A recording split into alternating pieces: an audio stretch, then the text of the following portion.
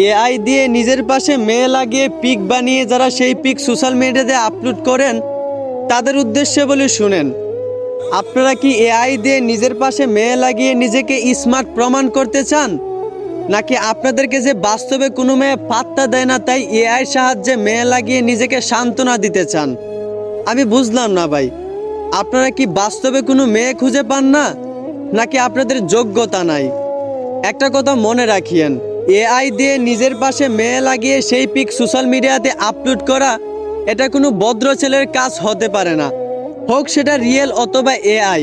একজন ছেলে শুধু তার বউয়ের সাথে পিক তোলার অধিকার আছে, বাকি মেয়েদের সঙ্গে কিন্তু অনুমতি নাই। এবার হোক সেটা রিয়েল অথবা এআই। অতএব নিজের ফ্রেমে কোনো মেয়ে রেখে সেই পিক সোশ্যাল মিডিয়াতে আপলোড দিয়ে নিজেকে অভদ্র প্রমাণ করিয়েন না। আশা করি বুঝতে পারছেন। ধন্যবাদ।